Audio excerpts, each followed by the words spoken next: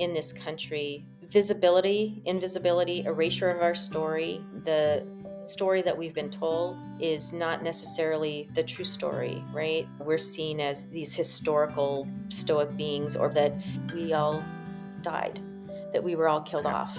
And so I think there's just a different starting point, but it's nice to see more visibility for us as Native people, because as we gain visibility, there's a broader understanding. So it is nice to know that there are some funders who have been committed to Indian country for years, and it's nice to enter those conversations at a different level. Welcome to Cause and Purpose, the show about the leaders, innovators, and change agents working on the front lines to solve some of the world's greatest social challenges. I'm Mike Spear, and our guest today is the CEO of Native Forward, Angelique Albert. Native Forward funds scholarships for Native American students pursuing higher education. Over the course of its 50-year history, they've provided scholarships for more than 22,000 students from more than 500 tribes across all 50 states.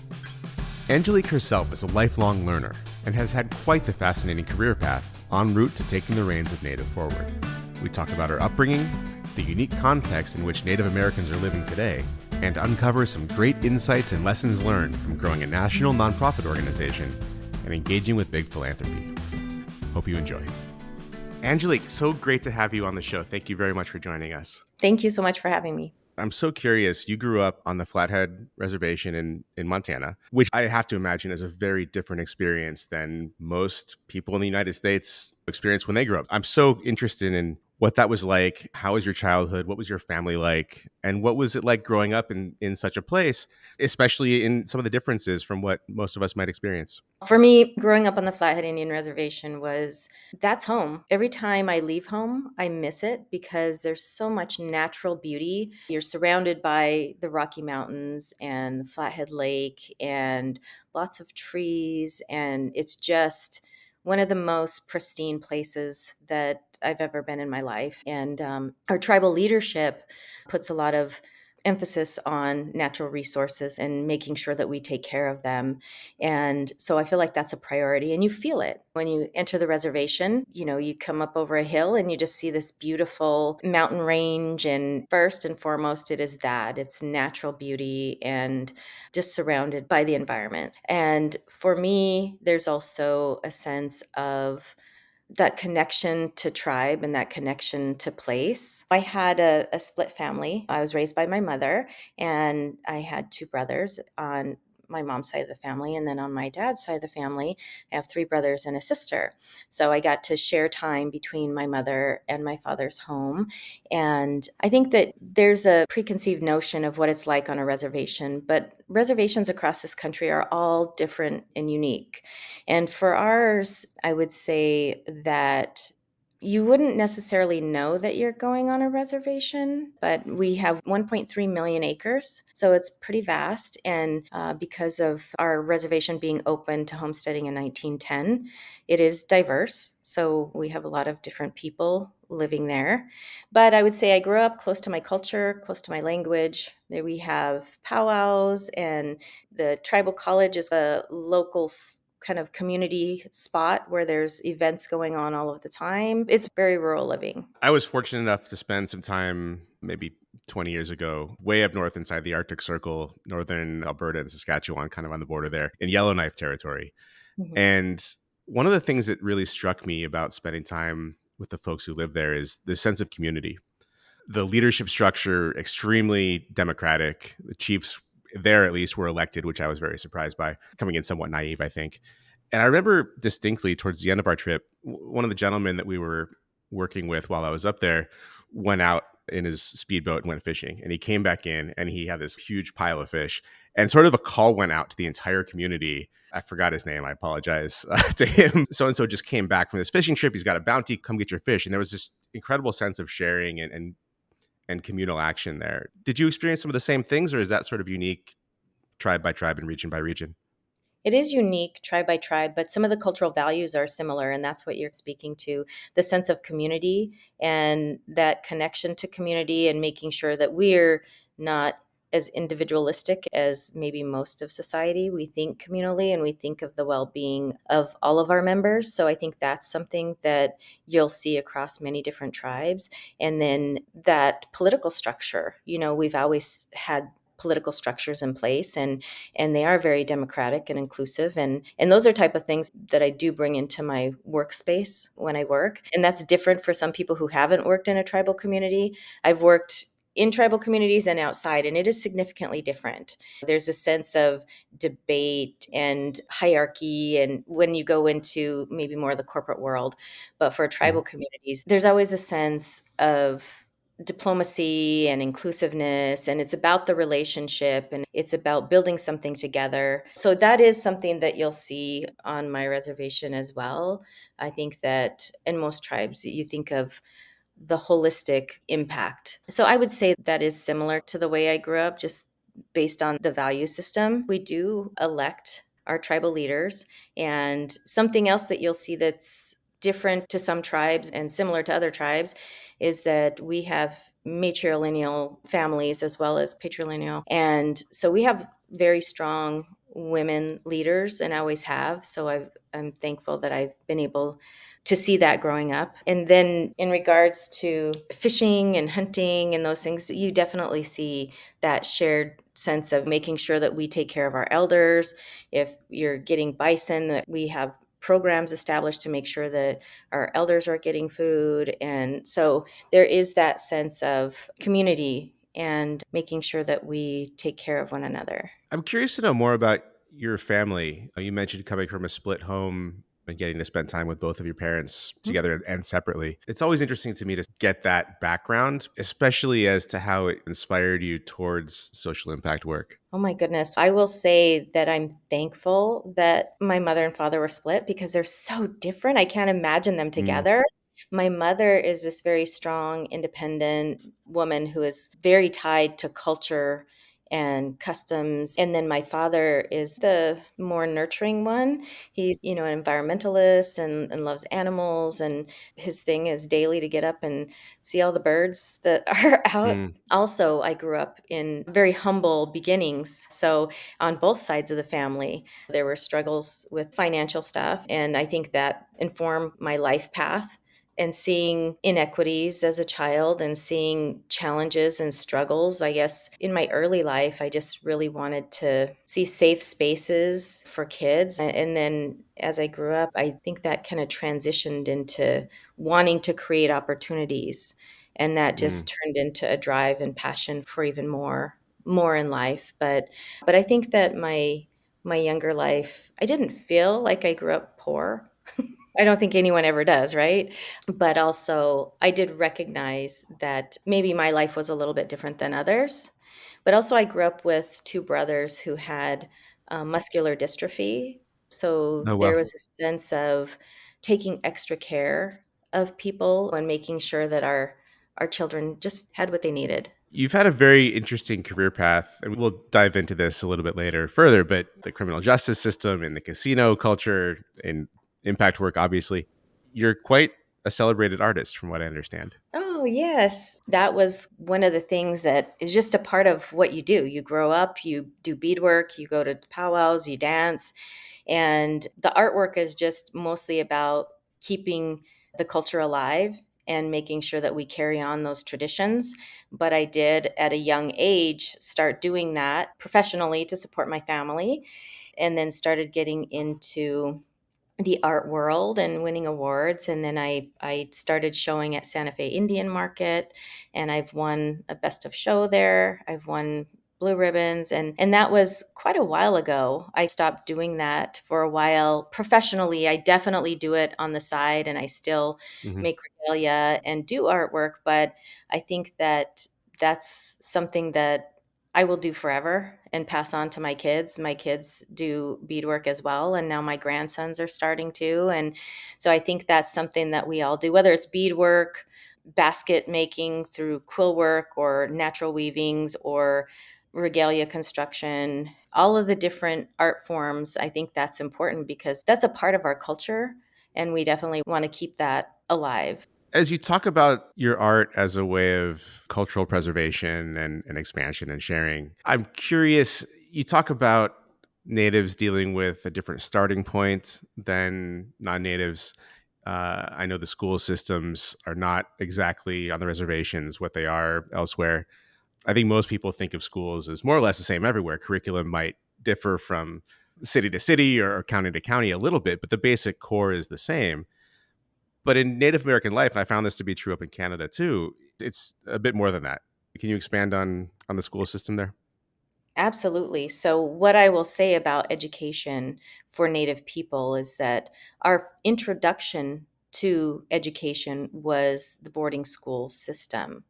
So that was from 1880s into 1969 or 1970. Okay, so that was the first introduction to school. They were run by the federal government, they were run by churches, and they were institutions of assimilation. They were not teaching high levels of education, it was remedial at best. And so you have that type of education where hundreds of thousands of Native children were taken by force away from their families and put into these institutions. So about 84% of Native kids were put in these institutions, including my grandparents. And that's the whole point. It's my mom's generation, it's my grandpa's generation. When they were in this system and experiencing an abundance of physical, sexual, emotional, spiritual abuse to be able to assimilate them, they were not getting an education. So, like, if you talk to my grandfather, when he got out of high school at this boarding school, do you think he was ready for a secondary education, post secondary education? He was not ready academically to enter that. So, when you talk about different starting points, it really is not that long ago that this happened. Now there are public school systems on our reservations, on some of them anyway, and a lot of the youth attend public school systems, but how many generations? That's like in the last 50 years that we've had access to an education that would prepare us for college. This is what drives me, because when you see there's a different starting point, but yet you see what we've done in the past 50 some years to overcome that and educating people at the highest level, I think that there's a lot to be said about our progress in that, but also there's absolutely a different starting point for us as Native people when it comes to education and the education that was provided historically. And I use that term lightly because those truly were not institutions of education. The motto was kill the Indian, save the man. They cut the hair, could not speak our languages. And I had to go learn my language from people at our tribal college, from our other elders, because my grandfather, when I was learning from them, I would try to practice with him and he would only respond one time and then he wouldn't speak it. He went into the boarding schools speaking fluent, and Kootenai is a language isolate. It's very difficult. And till the day he died, he wouldn't speak it to me. And I had a conversation with my mom the other day, and I asked her, did she ever hear my grandpa speaking Salish or Kootenai? And she said, yeah, a little bit here or there, but not really fluently. But sometimes she would catch him talking to just a couple of people that were at his age, and he would be having conversations with them. But I don't know if that speaks to the level of trauma he went through or the fact that he didn't want me to also experience that. But he would not Hmm. speak he wouldn't pass the language down to me. So those boarding schools broke some of those cultural things. So it's nice to see now that we have people educated in language and law and all of this, that we're going back and we're starting to revive languages. We have language immersion centers and have schools that offer true education. And it's nice to have so many Native people with PhDs out there in Mhm. colleges and educating our students, but also tribal colleges are a great center and a resource for our kids to learn our own tribal ways and to be taught by tribal people. Yeah. Language is such an important thing. Beyond communication, it's cultural affinity and cohesion and unity. It creates a tribe in any sense, really, to have a common language with folks. That's the challenge with the language, because most people think of a boarding school as a preparatory, right? But these Mhm. were institutions where a lot of the children didn't come back from. They were severely abused. And so that's why I refer to them as institutions of assimilation. And just the level of abuse that they went through there was so significant. And with the boarding school kind of investigations that they're doing, they're going back and finding the bodies of all of our children that died at these institutions and that were left there. And that was typical. That was typical for kids not to come back. They were taken by force. They had handcuffs, little baby handcuffs that they put on our children. And I hear stories from my family members where the kids would run away and then they would come back and get them again and take them away. But my grandfather went to Chamawa, which was on our reservation, so it was easier to run away and go home. And then my grandmother was older, and my great grandmother, and was sent to an out of state one. Yeah. But yeah, so it definitely was a forced situation where they were put in these institutions and severely traumatized. If that's your definition of school, I could see a lot of people saying, I want no part of this, but you're clearly a lifelong learner. You have several degrees to your name. What has your relationship been with education, formally or informally? Oh my gosh, I love education. Education was the one thing that I could do that brought me so much joy and happiness from the time I was a child to going to college. And I think that's the difference. I don't think of boarding schools as education centers at all. And as soon as our people had access to true education, we know that's a great equalizer. And I've always been, if I ever have had a challenging time in my life, I know I can turn to education. And it doesn't matter what I'm doing in life. When I was a probation officer, you brought that up. For fun, I would go take law classes from the local tribal college, take tribal law classes because it's so interesting. I think there's so much to know in the world. And the more I learn, I think that it provides that level of knowledge so that we can create change in the world.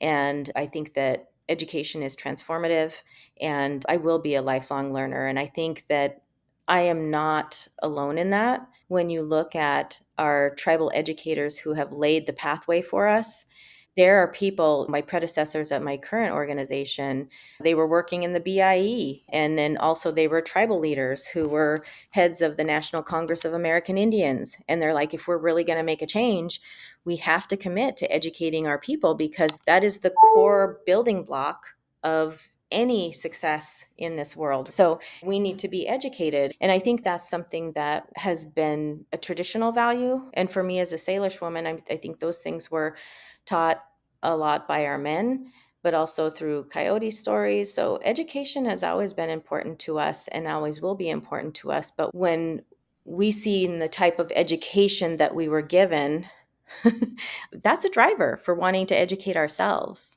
and to be a part of that educational system. So I really look at my predecessors who've paved the path, and you don't know the struggles that they've had to fight so that we can have what we have today. And when I see what we have now, we have tribal professors, tribal curriculum, and a ton of support services for our scholars to be successful and persist. I am a lifelong learner and always will be, and will be such a strong advocate for tribal education because I personally have experienced the transformative power. As soon as I got my MBA, I felt a sense of purpose to do something with that. I just thought every tribal enterprise, every tribal organization should have an MBA because it just opens up a world of understanding. Yes, I will always be a supporter of tribal education at all levels. I'm so curious on a personal level just about your life in the casino industry and the criminal justice system as an advocate as well as a probation officer. But I think for purposes of our audience, let's get right to it. Your current project is Native Forward. Give us the intro. What's it all about? How did you come to the organization and decide to take this on as your next chapter? Oh my gosh. Native Forward is the largest direct scholarship provider to Native students in this country. We've provided over $400 million in direct scholarships. And that's our key thing. That's our core competency. We want to provide scholarships. Why? Because that is the biggest barrier. Access to the financial means to go to college, that is the biggest barrier for us as Native people. That's what we do. We have a number of other programs that we run as well, but it is about making sure that our scholars can attain the highest level of education. So we've been around for about 54 years now. And in that time, we've educated over 22,000 Native scholars. And we always encourage the scholars to get the highest level possible. So we've funded over 2,200 law degrees, over 1,800 PhDs, and some of our alumni are the likes of Secretary of Interior Deb Haaland, the Smithsonian Institute National Museum of the American Indians Director, Cynthia Lamar, and many other notable Native people who are out there truly creating change and using their voice and creating impacts. But also, we fund a lot of people, like we talked about earlier, language. The languages are important, and that language revitalization and the traditional ecological knowledge. And when it comes to climate change and kind of those efforts, I think it's important that we fund all students. So, just for an overview, we fund undergraduate, graduate, and professional degrees for students at any accredited institution. So they can go to college wherever they want. We really want to support them. And what brought me here, I would say I know that my path here wasn't a direct line, definitely. But I think that as human beings, we are multifaceted beings. But education is the thing. I was in philanthropy for a while and still keep my toes in that area as well. But there's something to be said about being the one on the ground, actually doing the work and making the impact. I found myself being a little envious of just writing checks to different people and saying, yes, you get money and you get money. And that's all fun and all of that. But to be the one actually doing the work and working with the scholars, I think that's something that I wanted to be a part of. The other thing is, as a child, wanting to have safe spaces and a better life for our Native children transformed into creating more opportunities. Like as a mother, you want more opportunities for your kids. And then when you see what opportunities are out there, you don't want that just for your kids, you want that for everyone's kids. So I did have some experience in a nonprofit world working on at a national level and then in the philanthropic space as a national level. And you look at the impact and what you can do and wanting to do that for all tribal people. That is when I really found my calling, was when I was at that philanthropic space. And I was like, nope, I want to be the one on the ground making it happen. And that's what drew me to Native Forward. It was the position that fulfilled all of my life goals, and I love what I'm doing. Native Forward was just the dream job for me. Let's dive into this a little bit further. We've talked about Native American scholars coming into the higher education system from a different starting point. And this is, I think, in many ways, the challenge that Native Forward is seeking to address. What does that mean in terms of quantifiable stuff? I mean, fewer on average Native American kids go on to higher education. Many of them have to work jobs or are heads of families. What's the texture of the student population that you're looking to serve here? We did a study last year where we surveyed a lot of our students just to see what the landscape is like now. And the average Native college going student is also a head of household who is making about $30,000 or less, who wants to go to college, and their average unmet need is $26,000. 16% of our scholars experience homelessness. So they're Mm, opting to live out of their cars to be able to get that higher education. That number was a little bit surprising to me, but they're also having to take out student loans to be able mm, to go to college. So when you look at what is the landscape, it's pretty challenging for our scholars to be able to go to college. So that's what we're seeing. So the financial need is pretty big, and what they're going through is pretty significant. I think the biggest thing that we took from our study is that yes, it's true that the financial barriers are still the biggest obstacle for our scholars. And that study also showed us how much students are taking out in student loans, and the average student loan that they're taking out is 5,000. So we know as a scholarship provider, if we can get scholarships between $5 and $10,000, then we can reduce the amount of student debt that those students are taking out by 60%. So it's our mhm. goal to get those scholarships at least 5 to 10,000, if not more.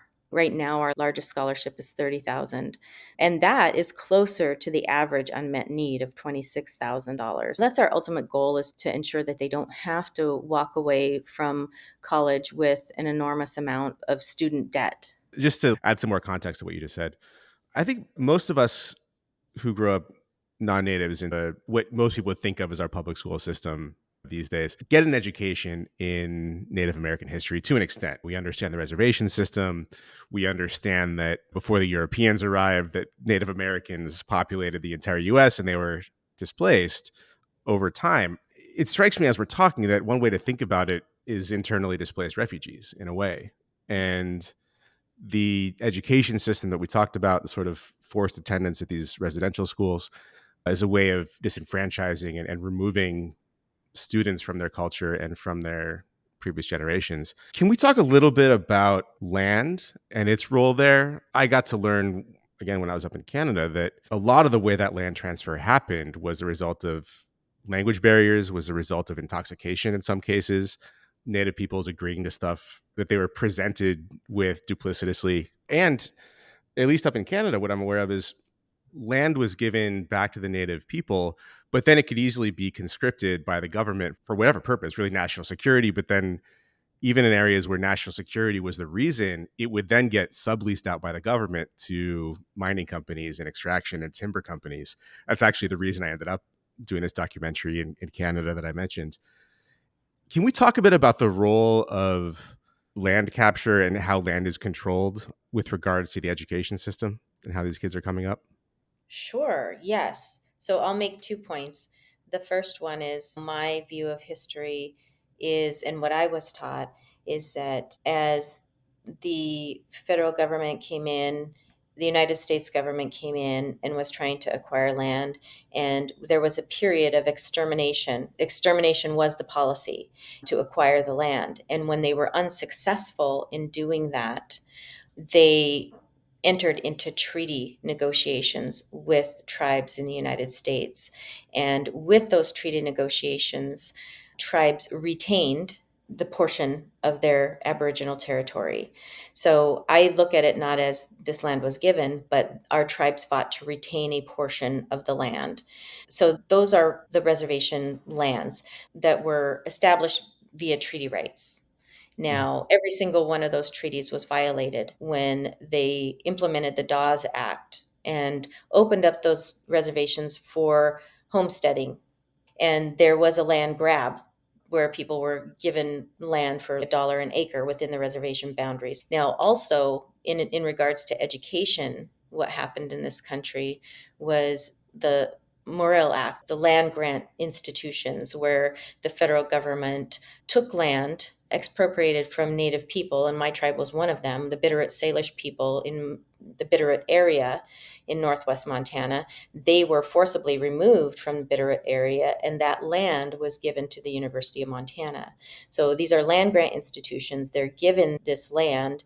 The wealth of those institutions over time was created on land that was taken from tribal people. So it's not just the land where the institutions were built, but also additional tracts of land were given so that, to your point, they mine it, they could lease it out for agriculture purposes. The federal government took land, gave it to Mhm. colleges. Wealth is generated off of land base, always has been, right? Manifest Yep. destiny. That's why we're in this country. So university systems were given plots of land, and not just the university that generates its wealth from, say, tuition and all of that, but they were given extra tracts of land to be able to mine, to get oil from, to lease out for agriculture. And this funding goes into these pots for these university systems. But the thing was that this land was taken from Native people without fair compensation, right? The University of Montana, our tribal people were taken off. It was expropriated.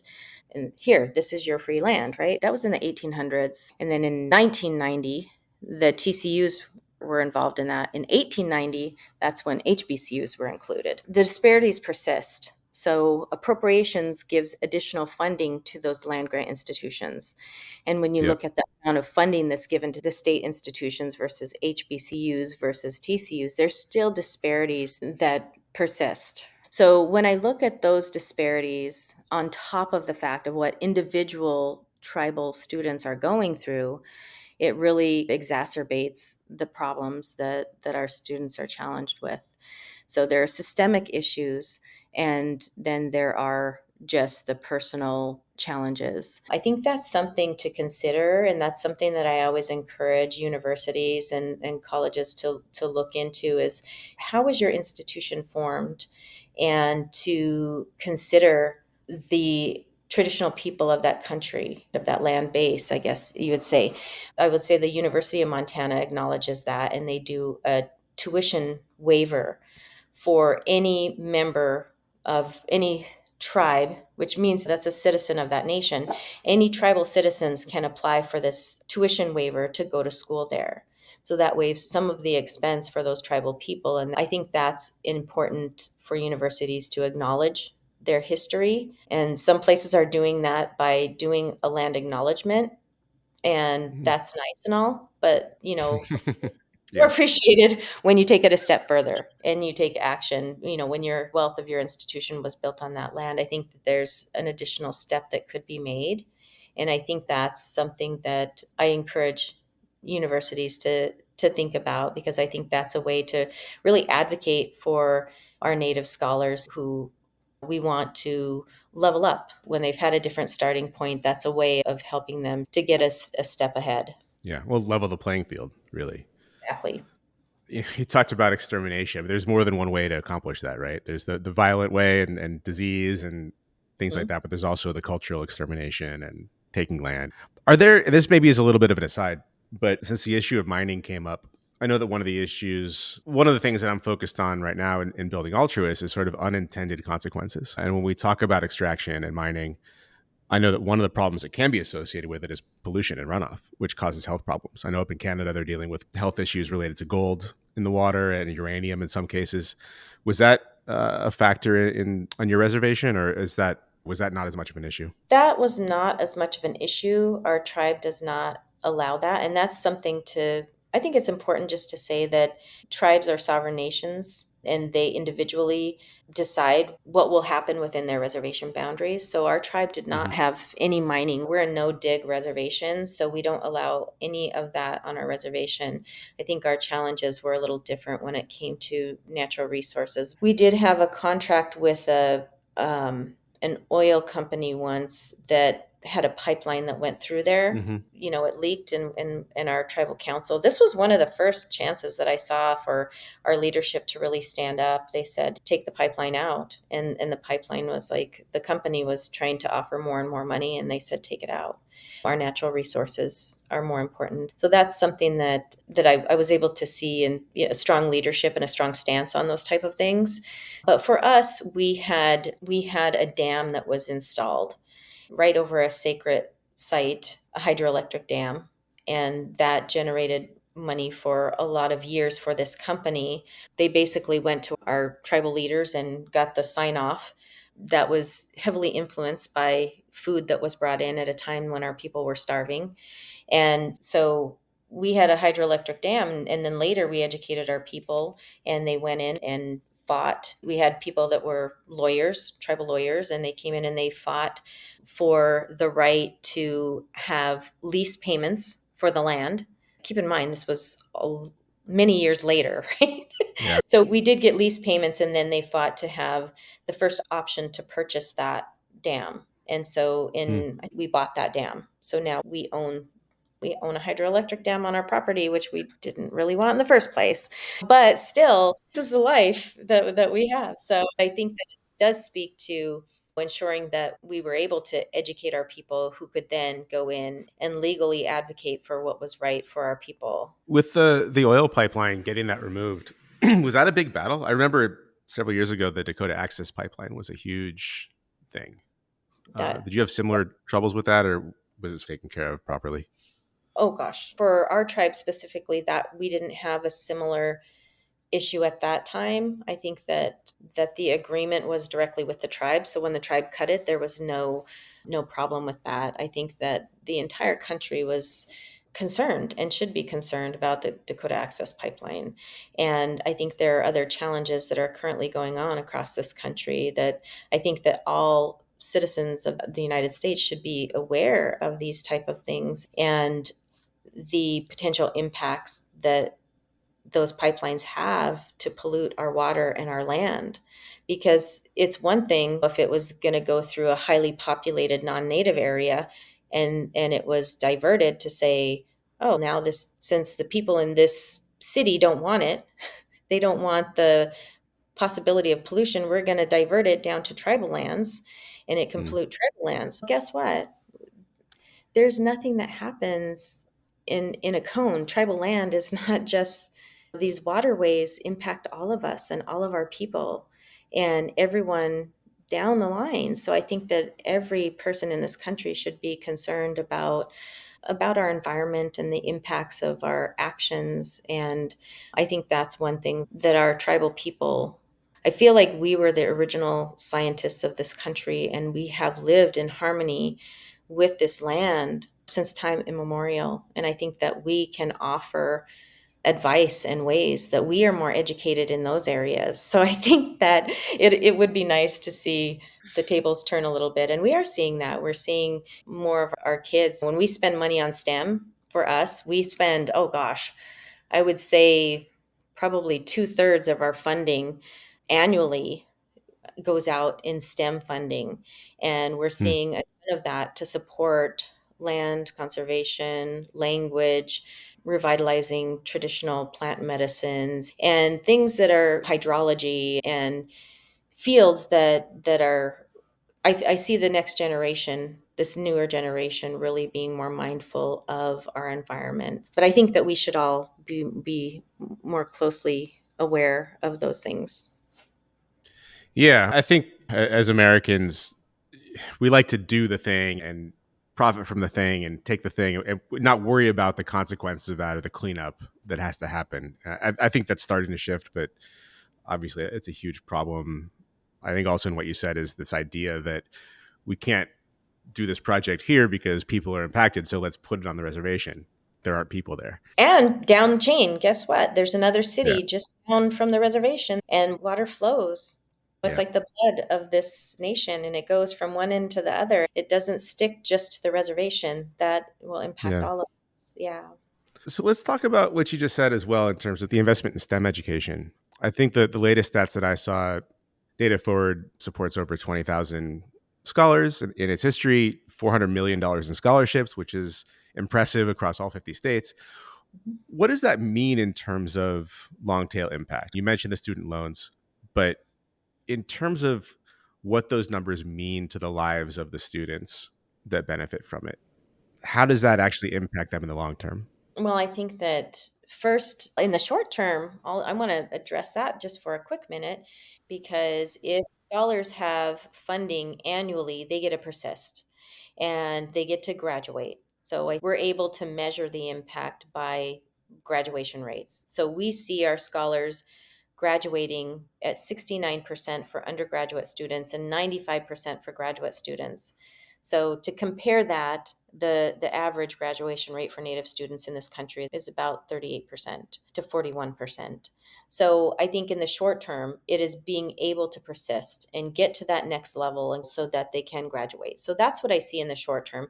In the long term is profound for Native people in this country, where we fight for sovereignty rights, where we have Native people visible and represented in spaces where their voice can make an impact. Look at Secretary of Interior Deb Haaland. She is in the very position that implemented the boarding schools. Hmm. The Department of Interior is the department that implemented the boarding schools. So we know with a Native person in that position, that will never happen again. That will never, those type of policies cannot happen again.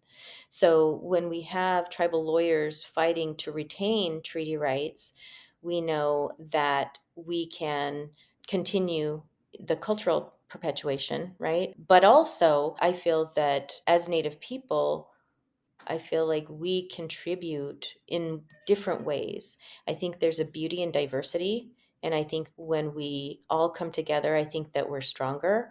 And I think something that comes to mind is we funded a person that was going to NASA for an internship. Mhm. And NASA was so impressed by this Native scholar just because of the way that he thought.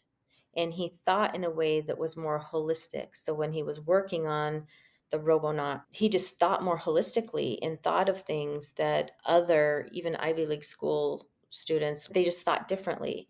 And I think that speaks to what you were talking about. When you think of things more holistically and more communally, I think that we all contribute in different ways. So I think that what this impact means is just a stronger nation for all of us, but also for us, it means economic mobility for us as tribal people. It means economic mobility for us as tribal nations. It means stronger tribal enterprises. It means stronger corporations that have diverse workforces. And I think that it means a stronger country and a more equitable country for us. But I get to see it every day. You can look at the lives of each individual person, and each one is a story of transformation. Look at Henrietta Mann, Dr. Henrietta Mann. She's an advocate and an educator, and just to look at that one human's life and what she's done in that lifetime.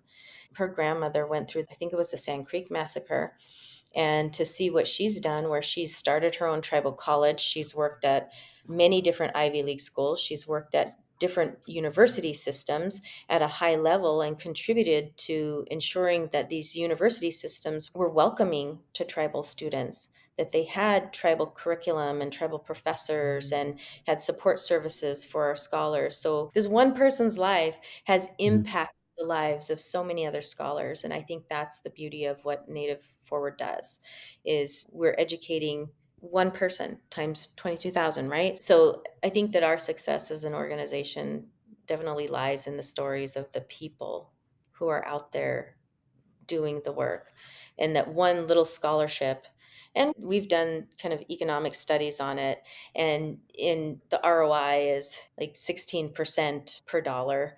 And you're looking at that versus the stock market, and that's great and all, but they're just numbers, right? When you look at a human being's life and what they've done, you look at Secretary Deb Haaland and the impact that she's making.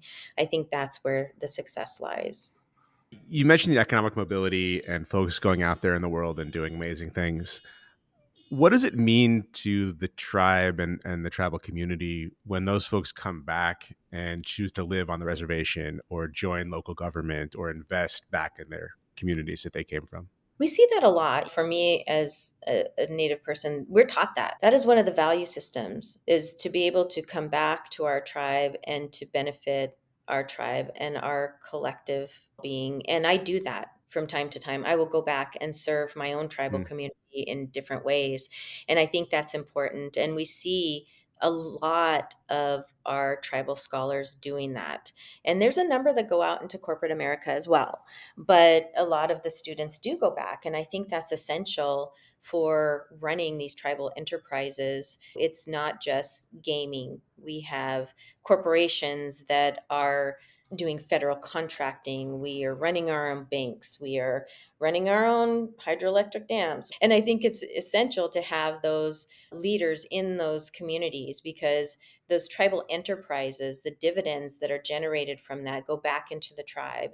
And same with gaming. Those dollars go back into the tribe to support those social services and those kind of infrastructure type things that we need as a governing body.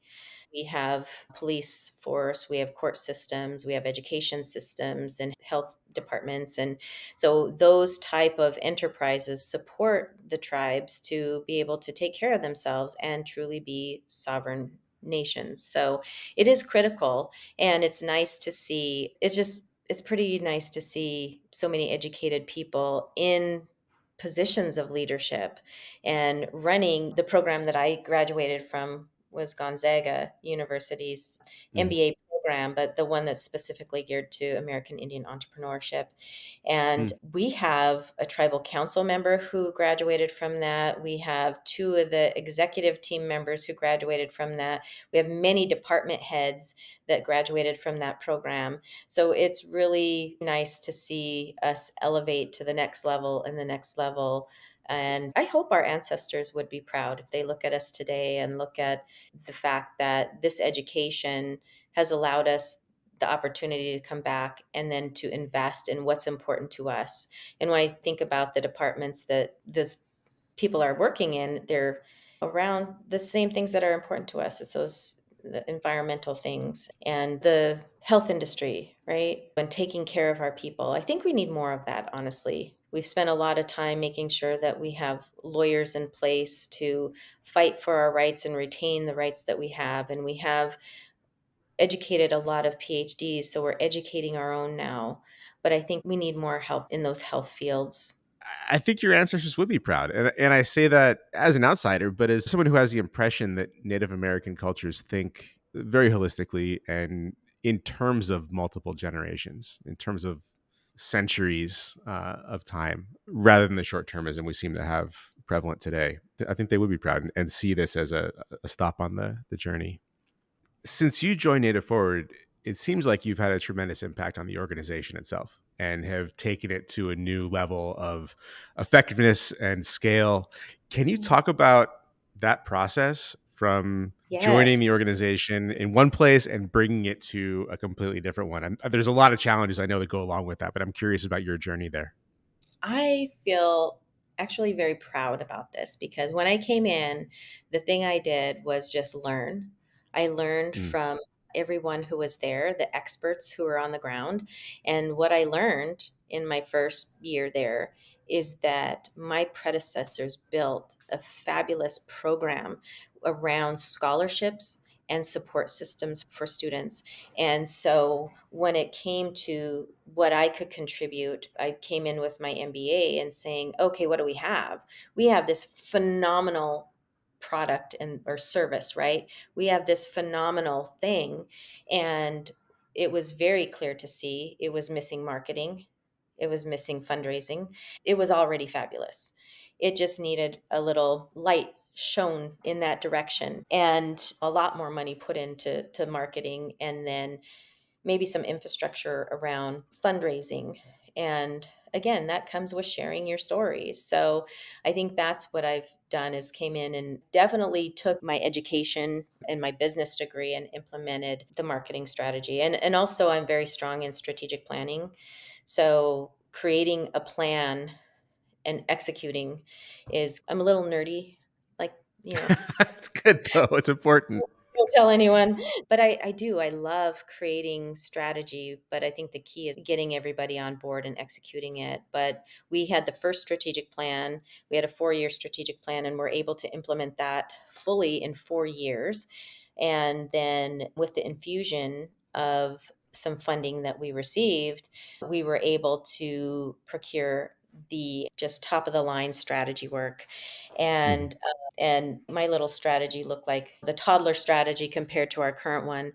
And so I think that it's a combination of taking that education and looking at it from a business aspect, and then taking that funding to be able to really execute to the next level and having people believe in our leadership and what we needed to do. So I think it was a combination. I think no one does it alone. It really Yeah. is the team who's doing the work and has always done the work, and it's just shining a light on it and pulling in partners and people who believe in it. And it's I think that's the key. The people that start an amazing program are not necessarily the same people that can run an effective organization at scale. It's just a different mindset in many cases, different skill set. A lot of the things you were talking about are investments in infrastructure and overhead, which is still, unfortunately, and we're working to change this, kind of a dirty word in the nonprofit sector. Can you talk about your approach to making those investments and what that conversation was like internally at the organization, as well as with potential funders? Yeah, well, we are looking at when we did our strategy work and we really analyzed where are we? I think that data is important. And when you look at where are we and you're looking at overhead and indirect, I don't think those are bad words. I think that what a lot of nonprofits are doing is they have such a low overhead that they're not able to execute well. And that is one of the conversations we had internally. And what was happening is that we were burning out staff, and Mm. that's definitely not what we want to do. We want to make sure that we have happily, fairly compensated employees who are doing one job, not three. So I think that's a part of a healthy corporate environment. Why is that not a healthy part of a nonprofit environment? So I think that it is important when working with investors that they feel that they're able to have enough transparency to vet you, to say, what are you really doing?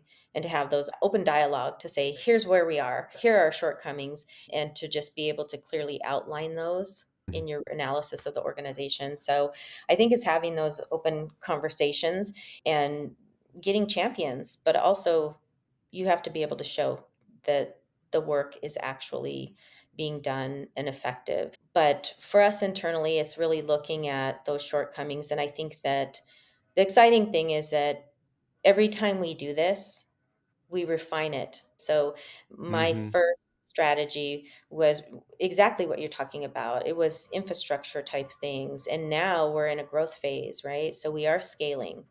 And I'm excited because when you look at the number, we only fund 18% of the scholars who apply. That number Mm. is moving, but that shows such a high need. And so we just needed to be able to scale what we were doing to be able to serve those other students, and that we're starting to see movement in that now.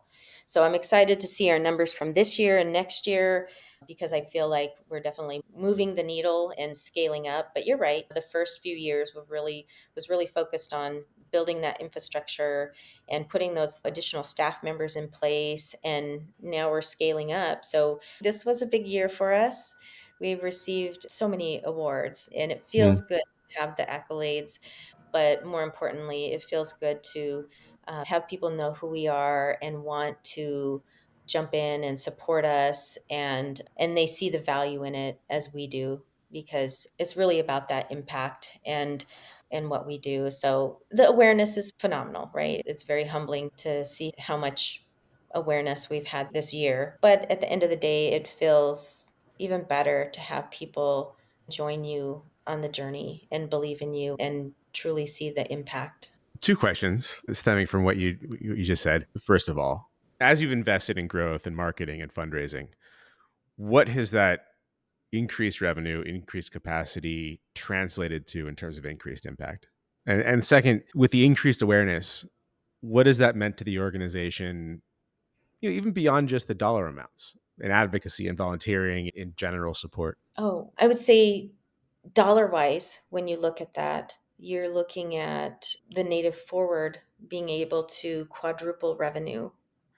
And then when you're looking at net assets, our net assets went from, oh gosh, about 4 million to 40 million. You're looking at 10 times when you're looking at dollar amounts. And I think that's great for business people to think of. But I think when you're talking about impact, you're talking about numbers. You're talking about the numbers of lives that you've changed. And we've seen such a big infusion in industries that where we didn't usually have funding. So I know I've talked a lot about the STEM funding that we receive, and that's important.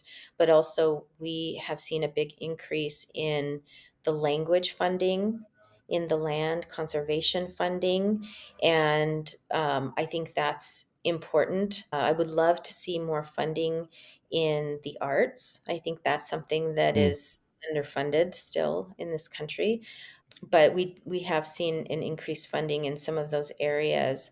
But also we've been able to, I think we talked about this earlier, it just comes down to the number of lives that we can impact, and going from, I guess when I started, I think we had scholarships that were $500 and $2,500, and now we're able to increase that to up to $30,000 per scholar. And then the other thing I'll say is that we had funding for undergraduate, graduate, and professional degrees, when I started. And now we have funding for certifications, we have mid year funding, and we have funding for tests, we have funding for to take your CPA. And we survey our students every year and say, what do you need? Mm. And they come back with, okay, this is really what I need. So we've tried to fill those gaps. Oh, and then the other stuff is postdoc. You could get funded for your PhD, but when you're finalizing your dissertation, there's no funding around for that. So now we have funding in areas that we've never had before, and funding throughout the year instead of just once a year, because sometimes life happens and students have a different starting point, or if they drop out and need to start midterm, or maybe they missed the scholarship application date, and so now we have a second cycle. So the impact is very significant for us, the direct impact to scholars, because the funding that we have received, we have invested it and we take a percentage of that and we just give it directly out into the scholarship dollars in the way that is most needed for them. But then also, to your point, we've been able to scale up in staff to be able to perform the duties that they need to for us to scale in that regard. I imagine you've been able to make some key hires as well with that you wouldn't have been able to afford otherwise. Yes, we have a whole development team now. And before it was me and one other staff. Wow. Wow. Speaking of development, I'm curious in your experience and in talking to your peers, how is fundraising and philanthropy for Native American issues different from other cause areas? Is it more challenging? Is it the same? What are some of those conversations like? I think that the way that it's different is that whenever we enter a conversation, there are many times when we have to start at a base level to get through some of those stereotypes or that lack of knowledge. I think that in this country, visibility, invisibility, erasure of our story, Mhm. the story that we've been told is not necessarily the true story, right? So I think our starting point when we enter a conversation is much different than maybe other demographics. We're seen as these historical stoic beings, or people that there are school systems out there who actually teach that we all died, that we were all killed Yeah. off. And my son came home and told me that, when he was in eighth grade. And so we were living in a different state, and he came home and told me that. And so I think there's just a different starting point, and I think that there's just a lot of learning, but it's nice to see the exposure of some of the more visibility for us as Native people, because as we gain visibility, there's a broader understanding. So the knowledge of the boarding schools, people are more knowledgeable about that. And I would say that's the biggest difference when entering conversations with some of our funders. It is nice to know that there are some funders who have been committed to Indian country for years, and just their level of knowledge. It's nice to enter those conversations at a different level.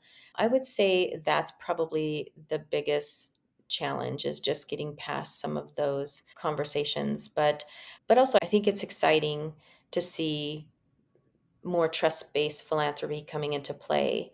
And that is something that, Mackenzie Scott led the charge on that, but we're seeing Hmm. more funders use that approach. Even some of our longtime funders, they're coming to us, and even though they have their criteria, they come to us and say, how do you see yourself using this funding this year? What will work for Yeah. you? And you tell us what's going to work for you, and then we'll build our program around that. So we go to them with what we want. And so that's really a nice shift that we're seeing, and something that we'd like to see continued. Yeah.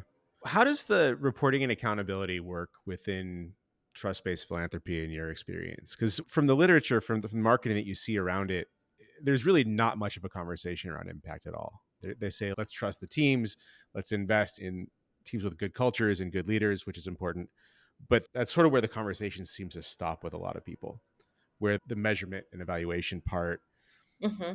isn't actively in the conversation. I'm just wondering, with your experience, how that's worked in your relationship with Mackenzie Scott or other trust based funders Right. to have that reporting and accountability piece. I think we're ending up a little bit more in the middle, honestly, because historically what we've seen is just such a burden on nonprofits on this reporting. And Yeah. There's so much reporting that needs to be done that it takes away from the time to do the work. So I think that for a long time that was the case. And then you have Mackenzie Scott and other philanthropists who come in and they do the vetting and the impact evaluation up front. So they have to say, do you really have an impact before I even Mm. invest in you? And there is a smaller amount of reporting, certainly. But then what I'm seeing now is that funders come in and say, okay, what do you want to do? What are your goals this year? Where do you want this money to go? Okay, and then let's develop the metrics of how we're going to measure this. And I think that's where we're ending up is a little bit closer to that side when we're getting into the trust based. No, there is definitely the foundations and the corporations that need the reporting requirements, and we still do the annual reporting requirements, but I think that it's just a little more flexible on what that means. But I also think that there's something to be said about evaluating impact before you give the money. You want to Mm. know that your money is going to something great. And then also, as an organization, if you have a strong strategic plan and a strategy, you have benchmarks, you have Mm. goals that you're trying to achieve, you have a needle that you're trying to push. And that is the bigger picture of the organization. If you're vetting it and saying, oh, what are you trying? What is this big plan of yours? What is the big, hairy, audacious goal, right? What is it that Yeah. you're going to transform in that world?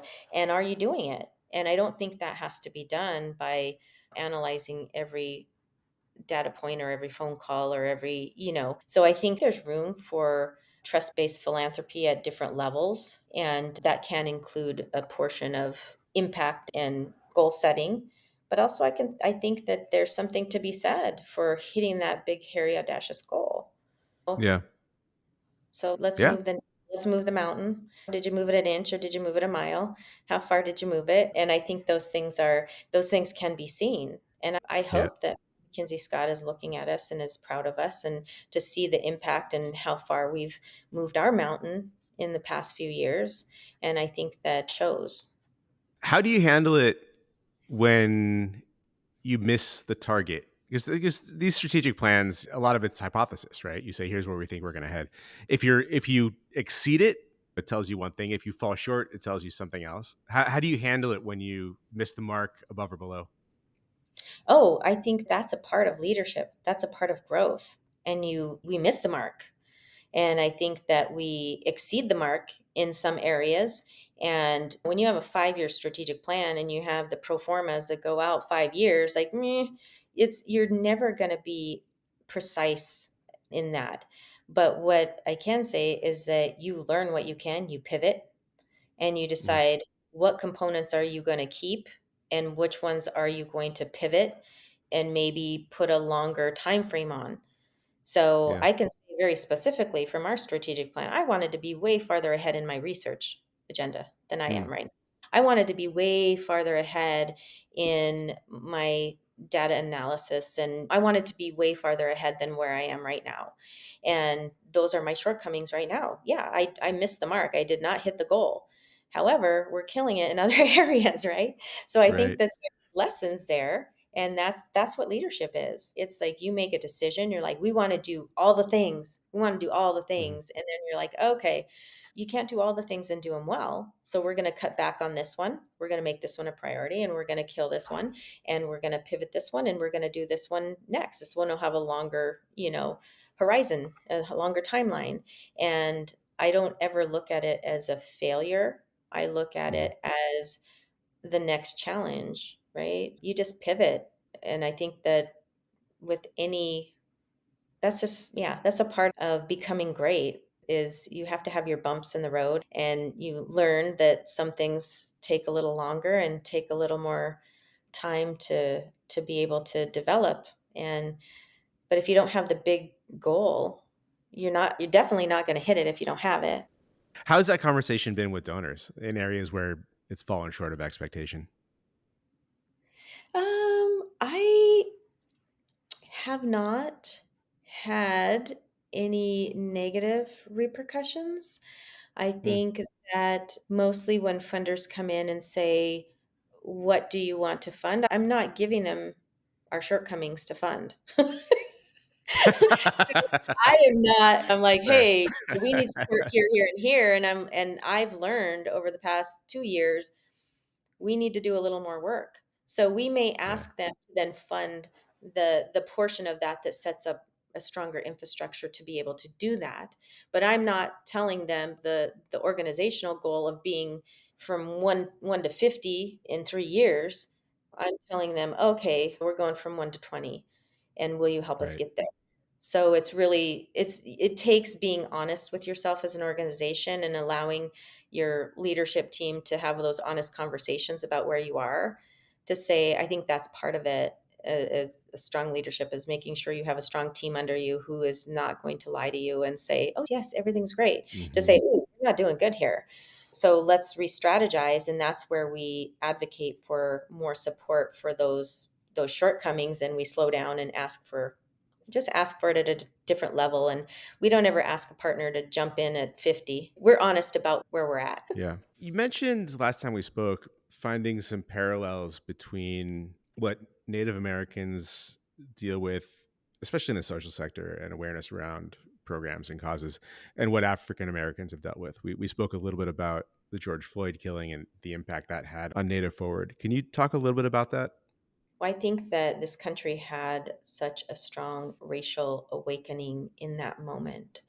And just the humanity in this nation, I think it really it woke people up to the lack of humanity and the need for humanity. And I think there was a moment of, I think it truly brought people together.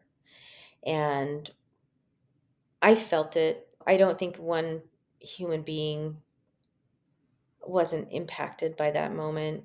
And what that did for me, it just really helped me to strengthen my partnerships Mm. with, say, Hispanic Scholarship Fund, APIA scholars, and just other partners in the field to say, how can we support each other? And I think that historically, nonprofits had a sense of scarcity. Oh, there's a Hmm. pie, my little piece of the pie. We're all fighting and competitive for our piece of the pie. Yeah. And as tribal people, we don't think like that. I think that it doesn't feel good to have pie when someone else doesn't have pie. But I think that moment really helped our society to think more holistically and to say, we need to come together and think of more abundance and strength and unity. And I think that's probably the moment where, I started having monthly conversations with other CEOs from these other places to talk about our challenges and to support each other and to share. We even share donors and we share lessons learned, and here's my struggles and getting through COVID, and what are you guys doing to navigate this, and the remote stuff. And if it wasn't for that, I would be in a much different space. And so, me as a CEO connecting with other people, I feel like there's a stronger sense of abundance out there where we are collectively supporting each other. And that's a beautiful feeling. And I would love to see that continue. And I think that when you have that space of abundance, there are people that still have that scarcity mentality. But Yeah. once you come into the room and there's enough of you and there's enough trust there, that people want to be a part of that. And so I've seen a shift in that regard. And I think that's a nice thing that I would like to see continue. And you see the support of more allies who may have been maybe a little more on the sideline before, Mm. and now they're actively engaging and wanting to have conversations and inviting people to the table and actually creating space and saying, hey, how do we involve Native people? Because a lot of times people just don't know. Like, how do I go about it? And so it's just, we've had a lot more people reaching out. So I think in all tragedy, I think that to get through, you try to find something beautiful that can come out of something horrific. And I can say that I definitely feel more connected to the broader communities with Black and brown people across this nation, and not just Black and brown people, it's all people, right? So there's allies coming forward and really connecting and having that sense of unity. It feels a lot different than what it did before. Yeah. On that note, we've talked a bit about extinction and suppression of cultural values and confusion on how to deal with this in a better way as someone who's not Native American. How can people engage with Native Americans in a respectful and open way? I think with any ally, when I think of what I do, I think it's important to educate yourself, and I think look towards resources of what can I do to educate myself. And I think one of the things I would say is Native people as distinct, different political entities, and they have a government to government relationship with the federal government. All of the things that we're talking about are not just concepts, they were federal laws. Extermination, termination, assimilation. These are not just words, these were policies that were put into place. And so there's understanding federal Indian law, I think, is important. I think there are resources. The National Museum of the American Indian, the Smithsonian, they have a great resource on their website that has Indian 101, if you will, where you can get a general concept of things, and then if you want to dig in, the National Congress of American Indian has historical context on their website. Illuminative is an amazing resource to look in. They have a couple of different research projects that they dug into, and it speaks to those stereotypes, and it's interesting to see the results of it. But also they have curriculum and different resources on their website. So I would say go find out as much as you can, and to reach out to Native led organizations, to tribal leadership. But there are many national Native organizations that you can reach out to. Obviously, us, NIEA, the National Indian Education Association, there's the National Congress of American Indians. There are a lot of different national Native organizations that you can reach out to connect with, to partner with, to advocate for, to ask for support from. If you need something from us to help share our story and our voice, I think that's a way that people can be engaged. If you look around the room and that someone's missing, whether that's someone that's Native, whether that's someone that's Hispanic, Black, whatever, if you see someone missing, invite someone to the table. Mm. And so I think that's just an important thing. Reach out to different organizations and ask, and anyone. I think that for the most part, people are very receptive to that, and glad when they do. I definitely invite people to reach out to me. I see myself as a resource and am open to that. You've had a lot of different careers over your career. We've talked about a couple of them specifically, but if you were not in the social impact sector today, if you were not working with the casinos or in the criminal justice system, what's a career path you might have taken? Art for sure. And Mm. then health and well-being. I love healthy stuff, but also art is just a part of my life. And that was my original pathway, but I wasn't able to get it to that next level. I could do it now though. Mm. Maybe in retirement, I'll go back to art. Outside of the work you're currently doing, outside of Native Forward, outside of tribal issues, what do you think is the most important cause that we can be addressing today? I think climate. That's usually my answer as well. You mentioned a couple folks, Dr. Henrietta Mann, Deb Holland. Who are some other people that you really admire out there in the world, in the impact space, in other areas that you've drawn inspiration from or that have affected your life directly? Oh my gosh. There are so many people. I think that none of us do it alone.